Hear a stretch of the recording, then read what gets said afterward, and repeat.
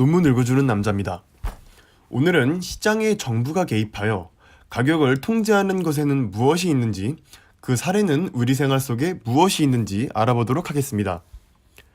자유시장에서 가격 통제를 하는 이유는 무엇일까요? 가격 통제는 정책 조언자들이 시장에서 결정되는 재화나 서비스의 가격이 소비자 혹은 생산자에게 공평하지 못하다고 판단될 때 도입하는 것입니다.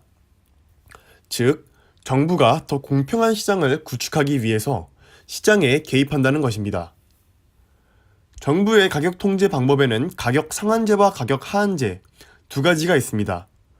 오늘은 최저가격제라고도 불리는 가격 하한제에 대해서 소개해 드리도록 하겠습니다. 가격 하한제란 어떤 재화 판매 가격의 법정 최저치라는 정의를 가지고 있는데, 여기에서 주목할 점은 법정 최저치라는 점입니다. 즉, 정부가 설정한 가격보다 가격을 낮게 공급한다면 이는 법적으로 규정되어 있는 것을 위반하는 것이기 때문에 처벌을 받을 수 있다는 것인데, 이 처벌의 수위는 징역 3년이나 5천만 원 이하의 벌금형으로 약하지 않은 수위입니다. 그럼 이제 가격 하한제를 그래프를 보면서 소개해 드리도록 하겠습니다. 여기 수요를 나타내는 축 A와 공급을 나타내는 축 B가 서로 겹치는 이 지점을 우리는 균형점이라고 부릅니다.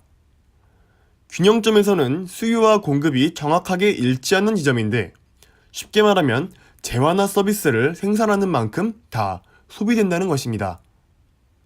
그런데 정부는 균형점보다 더 높은 지점에 가격 한도를 설정합니다. 즉, 이 지점 이상으로 가격을 설정하도록 규제하는 것입니다. 그러면 당연히 소비자들은 가격이 비싸졌으니 수요가 줄어들 것이고, 당연히 공급자는 더 큰 가격에 재화나 서비스를 공급할 수 있으니 공급을 늘리겠죠. 여기에서 초과 공급의 문제가 발생할 수도 있습니다. 공급하는 재화나 서비스는 남아도는데 가격이 너무 비싸기 때문에 소비자들의 수요는 이에 미치지 않는 것이죠. 이런 가격 하한제의 사례는 우리 생활에서 최저임금제의 모습으로 나타납니다. 노동을 공급하는 공급자는 당연히 우리 같은 일반인이고, 이를 소비하는 수요자는 근로자들을 고용하는 기업이 됩니다. 균형점보다 가격이 올라가니 당연히 기업은 부담을 줄이기 위해 고용 인원을 줄이겠죠. 그 지점이 A 지점이 되겠습니다.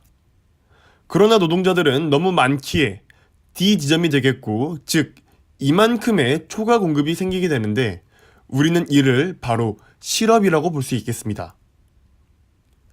이를 해결하기 위해 정부는 기업들로 하여금 고용 규모를 유지하도록 합니다.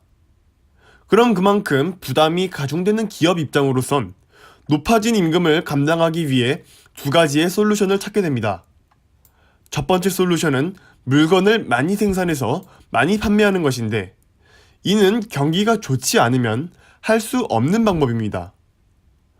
그럼 두 번째 솔루션은 제품의 가격을 올려서 마진을 확대하는 것입니다. 그리고 확대된 마진으로 임금을 감당하는 것이죠. 여기에서 우리가 최저임금 인상의 효과를 체감할 수 없는 이유가 나오는 것입니다. 임금이 오르기는 오르나 물가도 같이 올라서 우리가 최저임금의 효과를 체감할 수 없는 것이죠. 세 번째 솔루션은 지난 영상 20편 한국에서 기업하기 어려운 이유 2편에서도 소개해드렸던 것처럼 기업들이 임금이 낮은 국가에 생산기지를 구축하고 그곳에서 근로자들을 채용하는 것입니다. 그렇다 보니 지금의 일자리 대란이 일어나기도 하는 것이라고 볼 수 있겠습니다. 이번 영상에서는 가격 통제, 그 중에서도 가격 하한제에 대해서 소개해드렸습니다. 다음 영상에서는 가격 상한제에 대해서 정리해보도록 하겠습니다. 논문 읽어주는 남자였습니다.